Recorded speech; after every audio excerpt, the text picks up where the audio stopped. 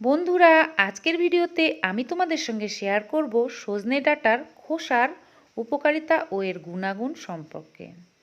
আমরা অনেকেই হয়তো সজনে ডাঁটা খেয়ে থাকি, কিন্তু সজনে ডাঁটা খাওয়ার পর এর খোসাটা কিন্তু আমরা ফেলেই দিয়ে থাকি।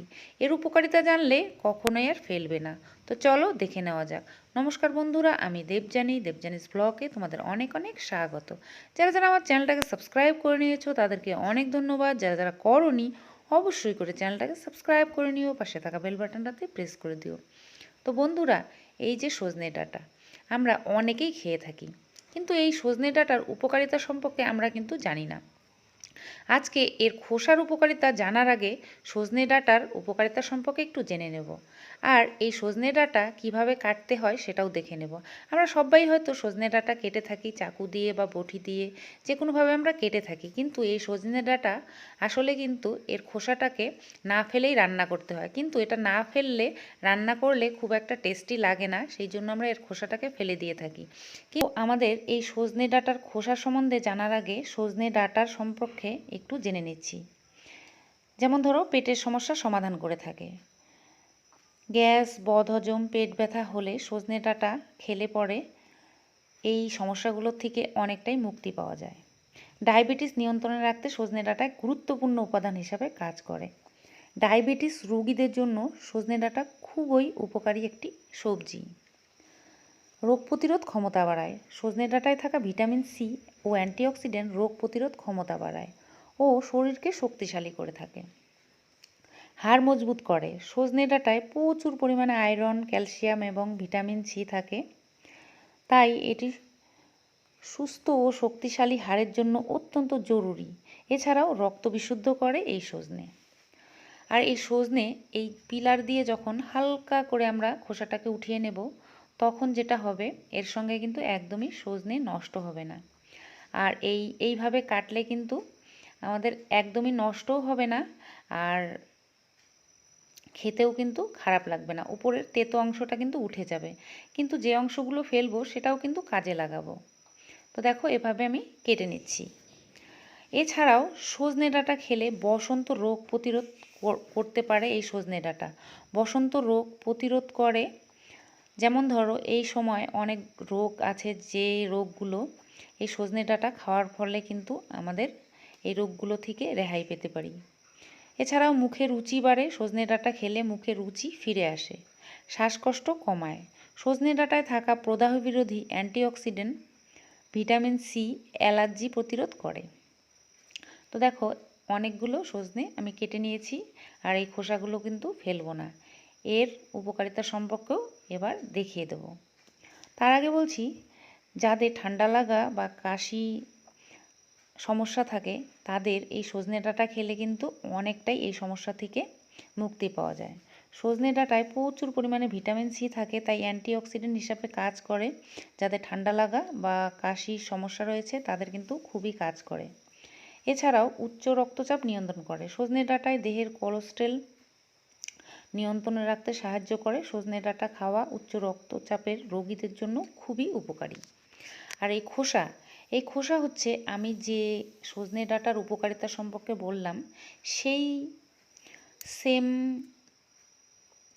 উপকারিতাই আমাদের এই খোসা থেকে আমরা পেতে পারি। কিন্তু আমরা এই খোসাগুলো কাটার পর সজনে কেটে খোসাগুলো ফেলে দিয়ে থাকি। তো আজকে দেখাবো এই খোসাগুলো না ফেলে দিয়ে আমরা এর গুণাগুণটা কিভাবে পেতে পারি। তো সবার প্রথমে সজনে ডাঁটা কেটে রান্না করার পর এই খোসাগুলোকে সুন্দর করে 2-3 বার ধুয়ে নিতে হবে। এটা ভালো করে ধুয়ে নিলে কিন্তু এর মধ্যে যা নোংরা ময়লা থাকে সেগুলো চলে যাবে। তো এরকম করে 2-3 বার আমি ধুয়ে নিলাম। তো এই সজনের খোসা ধোয়া হয়ে গেছে। তো এই সজনের খোসা কতটা উপকারী আমাদের, সেটা আমরা যখন ব্যবহার করব তখন বুঝতে পারবো। এই বসন্তকালে যেটা হয়, অনেক ধরনের রোগ ব্যাধি হয়। যেমন ধরো, বসন্ত রোগ, জল বসন্ত, গুটি বসন্ত, অনেক ধরনের রোগ ব্যাধি হয়। সেই রোগগুলো থেকে রেহাই পাওয়ার জন্য আমরা এই সজনের খোসাটা কিন্তু ব্যবহার করতে পারি। এছাড়াও এই সজনের খোসা ডায়াবেটিস রোগীদের জন্য খুবই উপকারী একটা উপাদান। তো তার জন্য আমি একটা পাত্রে মোটামুটি হাফ লিটার মতো জল দিয়ে একটু গরম করে খোসাটাকে দিয়ে দিলাম। দিয়ে এবার এটাকে বয়েল করে নেব। একটু নেড়ে চেড়ে ঢাকনা দিয়ে বয়েল করে নেব মোটামুটি 5 থেকে 10 মিনিট। তো এই সজনের যে খোসাটা, এই বয়েল করা জলটাই আমাদের খুব কাজে আসবে। যেমন ধরো এটা 10 মিনিট বয়েল করে নিয়েছি, এখন এর কালারটা কিন্তু অনেকটাই চেঞ্জ হয়ে এসছে। এর যে খোসার যে নির্যাসটা এর মধ্যে কিন্তু বেরিয়ে এসছে। এবার গ্যাসের চুলাটা বন্ধ করে দিলাম, আর এবার নামিয়ে একটু হালকা ঠান্ডা করে নিয়েছি। পুরোপুরিভাবে ঠান্ডা করার দরকার নেই, একটু হালকা ঠান্ডা করে নিয়েছি। এবার এটাকে ছেঁকে নেব। তো এটাকে ছেঁকে নেওয়ার জন্য নিয়ে নেব একটা কাপ, আর নিয়ে নেব একটা মগ। তো এবার এটা ছেঁকে নিচ্ছি। এই যে ছেঁকে নেওয়া অংশটা এই কাপের মধ্যে যেটা নিলাম, সেটা কিন্তু খুবই উপকারী একটা ওষুধ হিসাবে কাজ করবে। আর এই মগের মধ্যে যেটা নিয়েছি সেটা দিয়েও একটা ভালো কাজ হবে।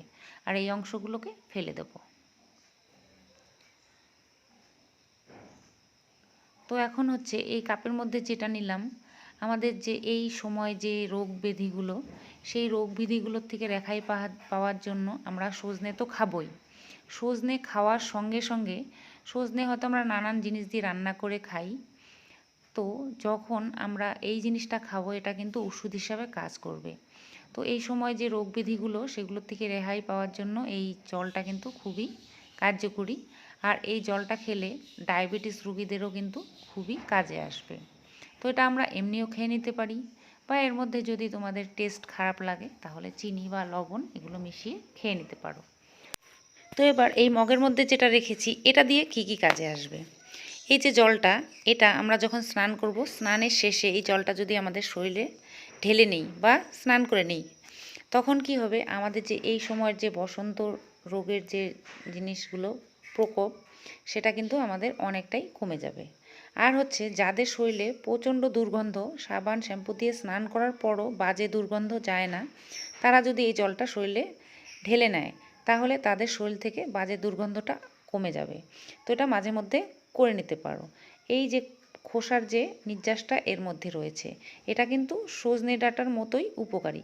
কিন্তু সজনে ডাঁটা তো আর আমরা শরীরে মাখতে পারবো না। এর খোসার যে নির্যাসটা, এটা আমরা শরীরে মেখে নিতে পারি বা এটা গায়ে ঢালতে পারি।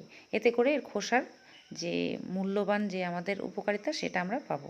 আশা করি তোমাদের ভিডিওটা ভালো লেগেছে আর কাজেও লাগবে। ভালো লাগলে একটা লাইক করে দিও, বন্ধুদের সঙ্গে শেয়ার করো, আর সাবস্ক্রাইব করা না থাকলে অবশ্যই চ্যানেলটাকে সাবস্ক্রাইব করে নিও। আজকের জন্য শেষ করব। নমস্কার।